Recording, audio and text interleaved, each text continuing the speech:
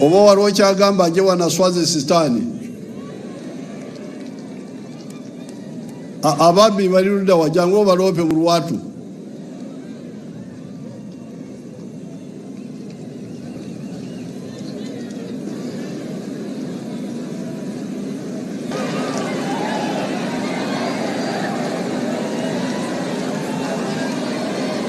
Ogamba kimuwala Oweekitiibwa Pulezidenti, abakyala mwena tubasanyukidde okubalaba olwaleero.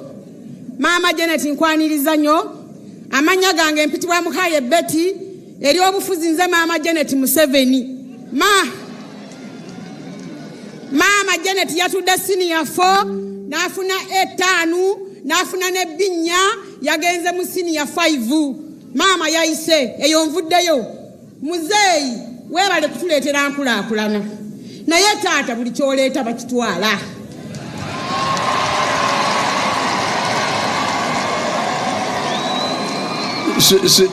siwulidde bulungi kiddemu. Muzeeyi weebale kutuleetera nkulaakulana, naye taata buli kyoteekawo bakitwala. Taata esente ez'abakyala ze baatugamba nti tetuzaayo magoba, zino ze baateeka mu sentinale, simanyi ne mu banka ki, twagenda okutuukayo nga teziriiyo, nga baazitutte zonna. Muzeeyi Parish Modo, nze ndi mukyala wa movement, simanyi kati oyo agenda kufaanana nga Maama Janet, amazzi ng'akulembeka, okumulisa bwasola, okufumba kwa biogas.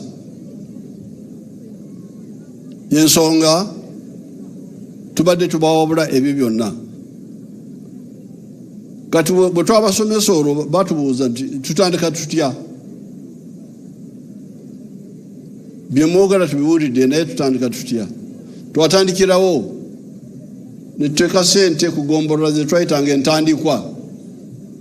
Esente ezo zajja kugombolola naye abantu tebafaayo, abamu bazibba.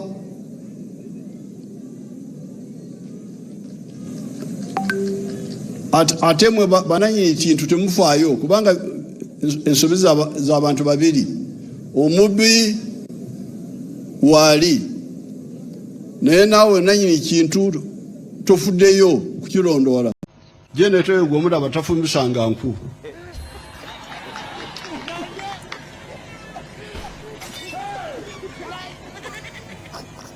Eby'omukka tabimanyi, tagenda nga ku luzzi okwetika amazzi.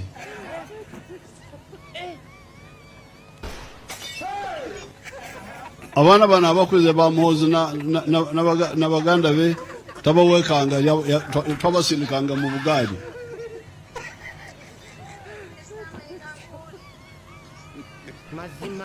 Amazzi ga pipe yegaleeta. Ne bwe twali mu bwanganguse, bwe twali mu kulwana n'Amin, wadde twali mu nsi z'ebweru, naye obulamu bwaffe bwali bwa njawulo okuva ku bamaama.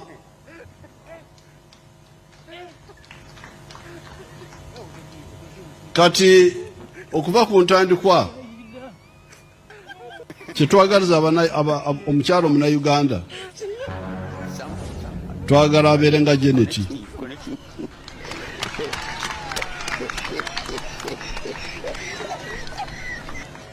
Mwena kubanga omukka ogwo gwe mufumbisa butwa, mubeereyo n'omukka. Kale muwandiike munfunire enamba y'omukyalo oyo ayagala kubuuza ku maama. Jangu buuze ku maama. Maama taata neyanziza ssebo, naye yimirirako wala tomusiiga korona.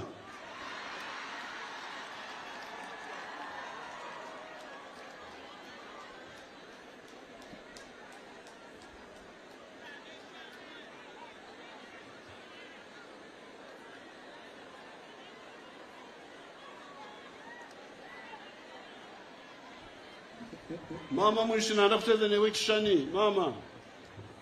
Mama.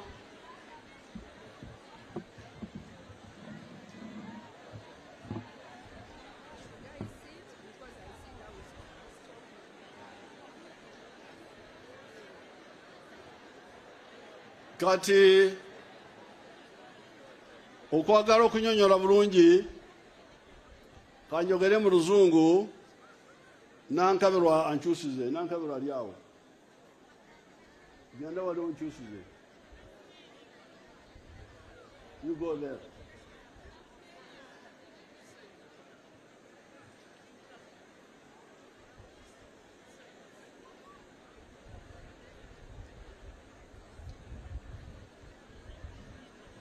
But Your Excellency, mbadde wendi wano taata. Oh, Bukenya. Your Excellency. Kale Bukenya. Now, my daughter here was speaking about two things. Muwala we abadde ayogera ku bintu bibiri. She was talking about the money of grow. Abadde ayogera ku sente za grow mwenna abakyala ze muwulira mu bank. That is money which came from World Bank or from outside. Ezo sente ezaava mu nsi z'owabweru gye bayita World Bank. They lent it to us Ne bazituwola to give it to our people. tuzibawe ate era okwewola kuba kwakuzaayo nga gavumenti. The good thing is that the minister is here. Ekirungi minisita waali atwala grow. Beta Mongi, Minisita Betty Amongi I will call her, she will explain ajja there. kujja annyonnyola ensonga eyo. But the money which is the other money is also ours because we borrowed it. Naziri sente zaffe kubanga twazeewola. But the money from our own budget, which is not of borrowing, Naye sente ze tuteewola eziva mu mbalirira yaffe eya Uganda is the money of the PDM. ze sente za PDM mwenna ze mumanyi. The PDM money Sente za PDM is money sent to you sente za PDM ze sente ze babaweereza ku miruka. all people who want to engage in wealth creation who are above 18. Buli muntu ayagala okwenyigira mu byenkulaakulana ng'alina emyaka 18 ne waggulu should join the circle of the parish. akkirizibwa okwegatta ku saako y'omuluka. And once you are all there, Era mwenna we muba mu saako eyo you elect mulonda the ones you want. mulonda abantu be mwagala. There you are the ones who elect them. Mwe mubeerondera. Their job is just coordination. Omulimu gwabwe kukwasaganya. So therefore, if they are unfair, Era we baba nga si batuufu you remove them. mubaggyako ne muteekako abalala. Because this is your money. Kubanga zino sente zammwe n'obuyinza bwammwe. So therefore, Era ensonga eyo the line which my daughter is saying that they only give their relatives, omukyalo oli mwayogedde nti bawa be baagala ab'eŋŋanda. I would like to wake you up. Abazuukusa pulezidenti waffe omulungi. Mbagamba nti sente ezo zammwe Sente zammwe ezo busika bwammwe busika bwammwe obwo bwa PDM.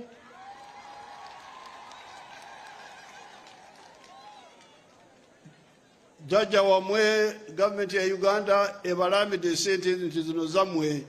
Jjajja weebale, jjajja wammwe gavumenti ya Uganda ebagambye sente zammwe mutafaayo mwe mufiirwa. Kati jjajja bw'akulamira ebyobusika, Jjajja waakulamira ebyobusika n'osirika omu ku baganda bo nayonoona ebintu byammwe, awo omusango guba gwani? Put it in better Uganda. Webala jajja wakulamira n'akuwa ssente n'olaba ng'okwatibwa ensonyi olw'okuba atwala ssente muganda wo olw'omusango gwani nga gw'ofiirwa nga tofunye ssente. Lwaki mukwatibwa ensonyi kwabo ababba ebyobusika bwammwe? Lwaki mukwatibwa ensonyi ng'abantu babba ebyammwe gavumenti byebawadde okukozesa okwejja mu bwavu? Muddamu mutyawo. Ani anakiddamu ekyo? Ani akiddamu ekyo? Kubanga obuyinza bwammwe oba mbadde temukimanyi, His Excellency ababuulira obuyinza bwammwe bwa ssente za PDM ze mufuna ku miruka n'ozikuuma yemmwe kubanga ssente zasembera gye muli mu biruka. The other programs, that's why we changed them. Programu ezaaliwo, enteekateeka eyaliwo endala kyekyo lwaki yagikyusa. Because the Entandikwa, the NADZ, Operation Wealth Creation, the ones who were deciding were government agents. Bakyusa ne bajjawo Entandikwa, NADZ, Operation Wealth Creation, kubanga byo government eyali ebiri mu mitambo. Abakozi ba government abakozi be baali babirimu mu mitambo okusinga. They were the ones who were deciding. Be baali basalawo.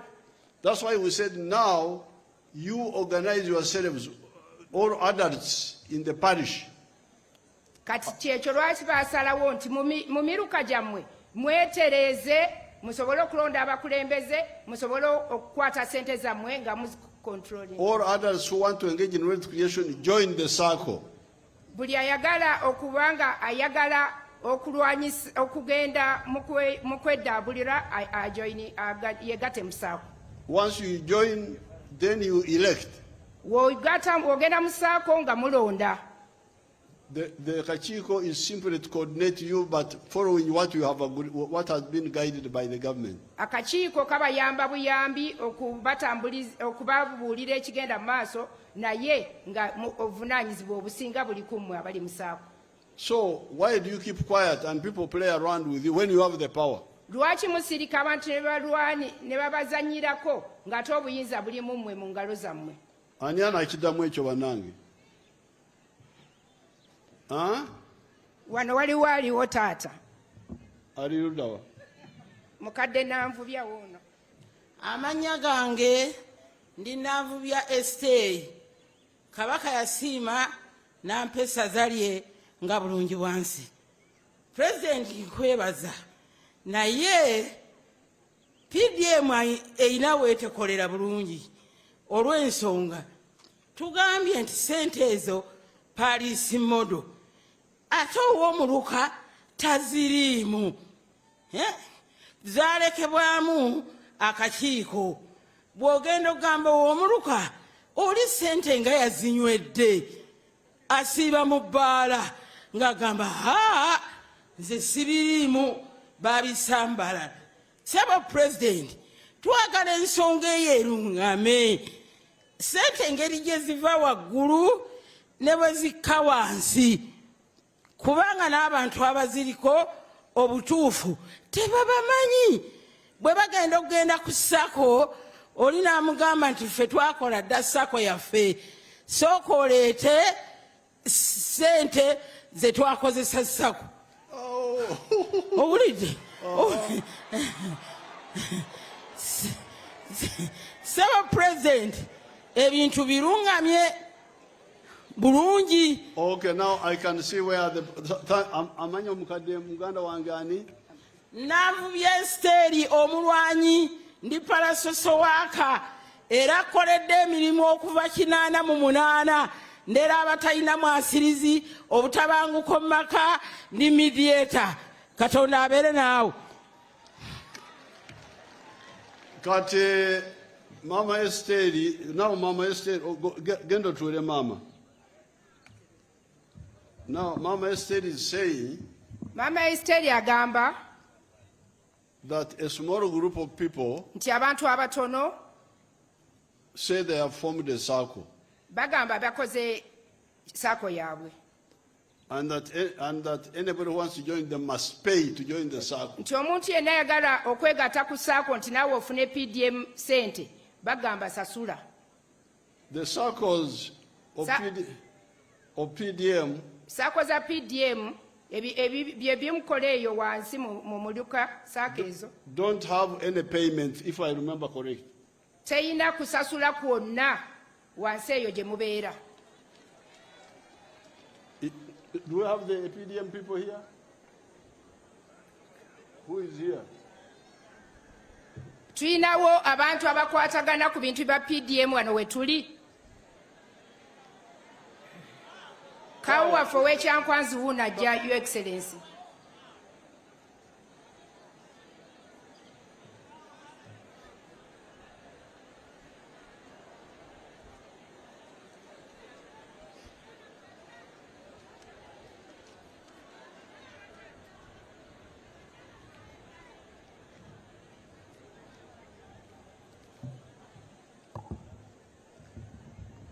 Sebo His Excellency, yenze Judy Makabu Kenya, Kao Chankwanzi Sebo His Excellency.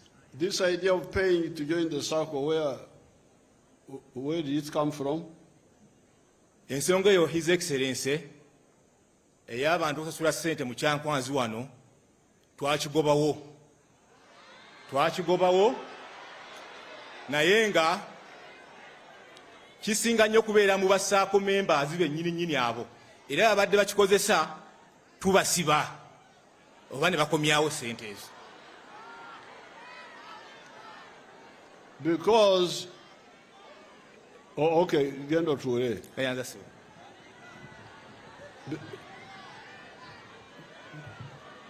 The circle we told you to form saako ze babagamba okukola had no payment. teyayina kusasulwa kwonna. Because those circles of payment had been there and had not solved the problem. Kubanga saako z'okusasula zaaliwo ne zilemwa okukola omulimu gwe yeetaaga His Excellency. So we said, you Yeah. just form your circle because you are in that parish. N'agamba mukole saako eyo kubanga muli mu muluka gumu And you want to participate in wealth creation. ate mwagala kwegatta mu bantu abejja abagala okwegatta mu bagenda mu nkulaakulana. So no need for payment. Era nga tewali nsonga lwaki abantu basasula. The money we were giving you to start your circle was our money. Sente ze baabawa okutandika saako zaali za gavumenti. 100 million Milioni 10 every year. buli mwaka ate buli saako. So Era ensonga eyo you don't pay back and you get 1 million. They don't get less. ate olina kufuna miliyoni emu nga tofunye zitoolebbwako.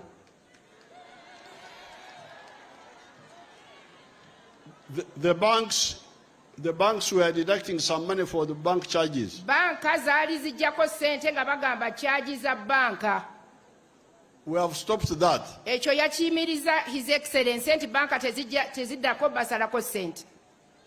The government will be the one to pay the bank charges. Atweyanza Your Excellency agambye bank charges government ejja kuba ezisasula. You must get your 1 million. Mulina okufuna miliyoni yammwe ennamba.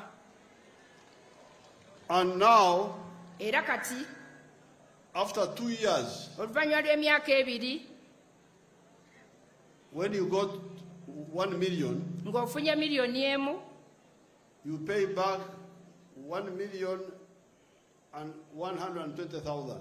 osasula miliyoni emu mu emitwalo 10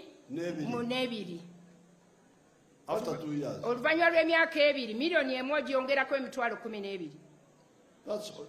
So that's how the circle now starts operating. Awo saako bw'etandika okutwambula. To bring back the ones who got first. Okukomeza ne bazzaayo abaasooka okufuna. So now, the ones who say they have formed a circle, you must pay them. Abo abaga nti bakoze saako nti mulina obbasasula bafuuse babbi. But the question is, why should that confusion go on and the leaders don't detect it? Ekibuuzibwa lwaki ebyo bibaawo ng'ate abakulembeze weebali. RDC, where is the RDC?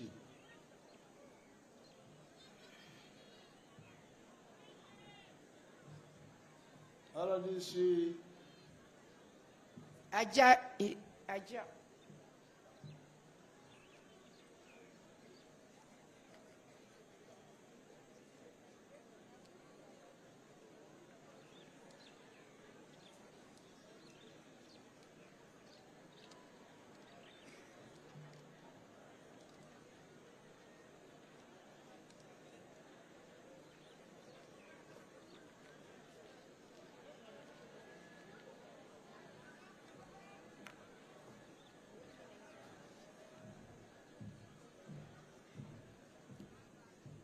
Yes, Your Excellence. What's your name? My name is Ankunda Sharon. So all this is happening. Why have you heard about it? Yes, please. Nakyuliddeko and we are trying to handle. Tuli mugezaako kukitereeza, Your Excellence. Mwakiwuliddeko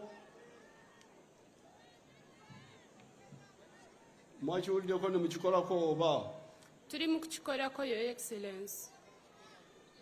Mwakikolako? Twakikolako, Your Excellence.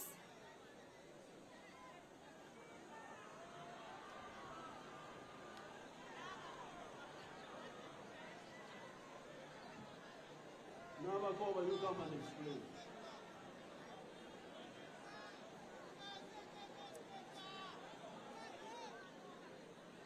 Genda wali. Genda olereza RDC.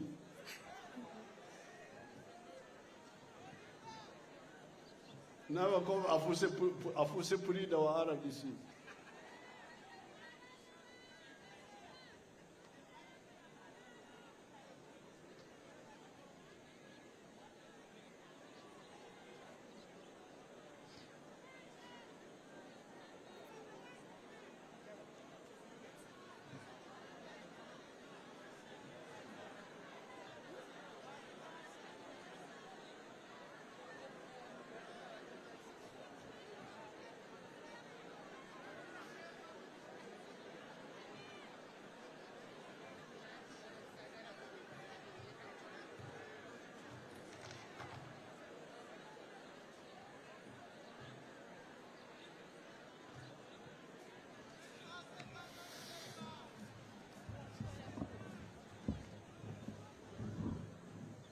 Thank you so much, Your Excellence.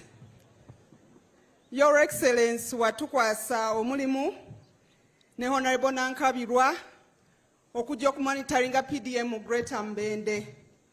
Omulimu guno nagukolako mu January, natambula district stan eza Greater Mbende, and I came physically to Kyankwanzi.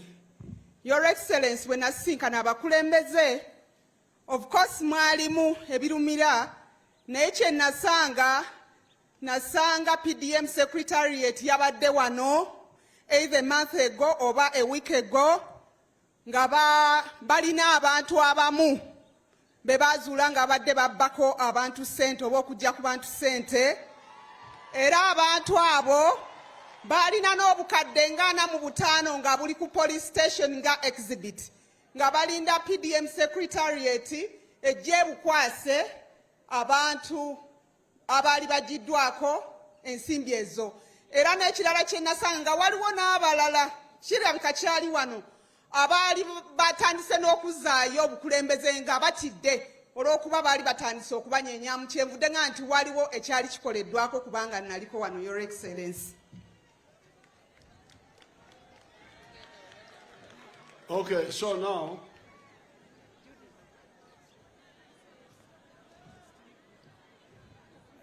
that's how Mnyankole says. Awo Omnyankole wagamba Otarunga emitinde otakalebera ekigikolatire nga tonnadduka misinde odduka emisinde Don't run away from. todduka nga tonnalaba kigoba. When you hear steps behind you, don't run without looking back and see where the steps are coming from. Todduka nga tolabye ekigoba gye kiva. Because you may find it is just. Kubanga oyinza okusanga nga it is just a hen. Nga nkoko, nga munya, nga kawuka. That's what you have run away from. Nga ate kyodduka. So you people, those thieves are nothing. Era ababbi temuli. You can stop them. Musobola obbayimiriza, obbalemesa. The money is yours. Sente zammwe. You are in the circle. Muli mu saako. All of you. Mwenna. All adults in a parish who want to engage in wealth creation. Mwenna abakulu abali mu saako abagala okwegatta mu nkulaakulana. You are the one to elect the committee. Mwe mulina okulonda abakulembeze ba saako. So if they say we have already formed the circle, you ask them why didn't you call all of us? We musanga nga bakola dda saako nga bagamba ffe twakola dda leetayo sente obabuuza lwaki temwatuyita ffene ne twegattamu luli. And the Muruka chief, Esther is talking about the one who is drunk. Omuruka chief, Madam Esther gwabadde ayogerako. The one who is in drinking alcohol. Abazinywa obunyi. Saying that he's not involved. Nga ye yeegaana ntabiriimu. No, he's an ex-official member of, I think. Yes. He's an ex-official member of the committee. Muruka chief aba yeegaanira bwereere kubanga be bali ku committee. He's the one to make sure that the rules of the circle are followed. Yalina okulaba nti etteeka lya saako gagobererwa. And if not, he should report. Era nga walaba nti ebitambudde bulungi omuluka chief oyo alina okuloopa. So Susan Kasinje, talk to Esteri. Let's find out that Muruka chief who said 3 quarters ago. Kati Susan yogera ne Esteri akubulire bulungi ow'omuluka oyo yagamba tebinkwatako. So that is on the PDM. Ebyo biri ku PDM. PDM is yours. PDM yammwe mukimanye leero. Even when you pay back, the money will be in your circle forever. Era ne bwe munaaddamu okusasula sente zijja kusigala mu saako yammwe kubanga ziri mu akawunti yammwe. It will never go back to Kampala again. Tezijja kuddayo Kampala. So don't allow anybody to steal your money. Era temukkiriza ababatawaanya ababa babbira sente kubanga babba sente zammwe. Now let me ask Amongi to come and talk about grow.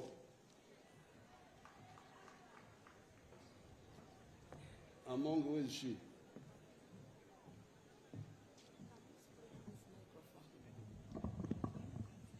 Thank you, Excellency. Excellency, GROW is into 2 products. One is implemented under Ministry of Gender and one under Private Sector Foundation. The one that members have consistently raised issues on is the one of the loan.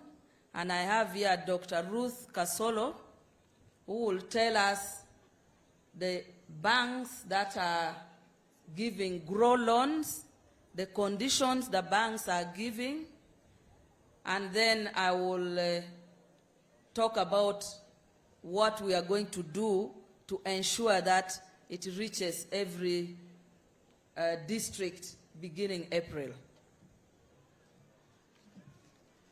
Your Excellency, as Honorable Mr. Monk indicated, Kanjogere Uganda, Your Excellency, GROW projects eriko components ey'okugabira abakyala loans. Your Excellency, sente zino eza World Bank. Ekisooka kye njagala okularifyinga nti si loan ku government ne World Bank yawa government ya Uganda grant. Neesaba nga bakolagana ne government tutandikewo enkola ey'okuwa abakyala ssente nga bazeewola naye nga zisobola okudda wabeerewo ensako ey'abakyala. Programu eno Your Excellency bw'era etandika teyatunulira mukyala wa PDM oba ow'emyoga.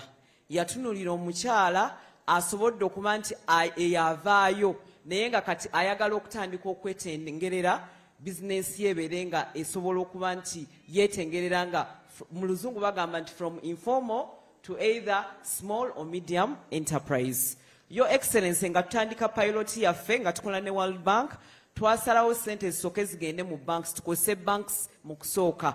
Era ne tulonda banks 6, ne tulonda Stanbic Bank, Post Bank, Finance Trust Bank, Centenary Bank, DFCU ne Equity.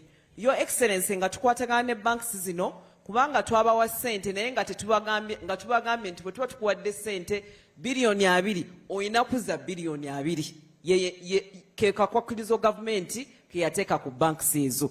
N'olwekyo ne batusaba nti balina okukozesa emitendera gyabwe nga bawola sente zino. N'olwekyo ffe twakwata sente, Your Excellency, wenjogerera kati yes nga balina okukozesa emitendera gyabwe okuwola sente zino. Yali nsobi. Kaakati yo lindako omukunja kubanga sente zaffe kati oli owa banka angamba atya nti genda kozesa emitendera gyange.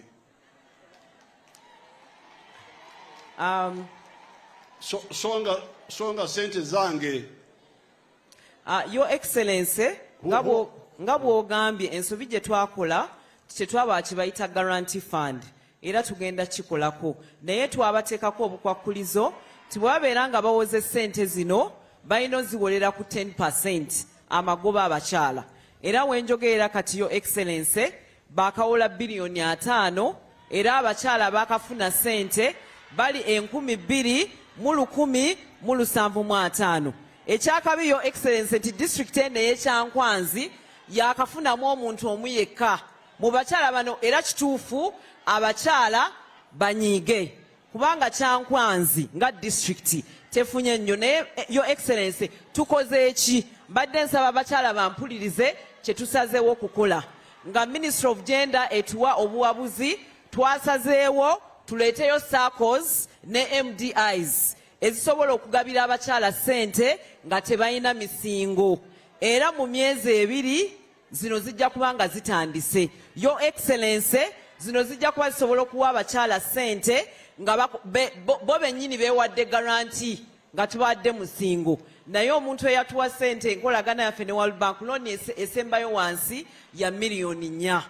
So ndowooza ekyo nsobodde okukola kino olwekyo abakyala ab'Ekyankwanzi ate ekirala Your Excellency mu cabinet mwasalawo ti sente zino tuzalocatinge ku regions era wenjogerera kano Your Excellency regions 19 kubanga sente lwaki olumu tezimala ab'e Kampala babadde bebasinga ozitwala ne Wakiso kaakati twasazeewo buli region efune block ya sente wenjogerera kati Kyankwanze eri mu Greater Mubende era twajolocatinze biliyoni 3 nga tusuubira nti biliyoni 3 ezo bwe banaba tebazikozesezza mu bbanga lya myezi 6 bajja kubanga region endala nga tuzibawa yeyo program sebo naye ekirala Your Excellency kyembadde njagala okwogera nti program eya grow sente eza grow ensako yaayo si nnene ng'eya PDM. Your Excellency emyaka 2 bankwasa biliyoni 12 zokka Uganda yonna mu financial institutions sente ezo si nyingi mu myezi 4 gyokka biliyoni 5 ziweddewo kyokka ate nga tulina ebbanga eddala n'olwekyo twasabye aba World Bank batuyambe sente ezibadde ez'omwaka ogwokubiri tusobole ozongera abakyala n'olwekyo demand eri waggulu nnyo era yesinza otuleetera obuzibu obusingayo. Okay, Mongi. Your Excellency, when we received complaints from women, where most of the women were saying they don't have collateral, in the Ministry of Gender, we decided that let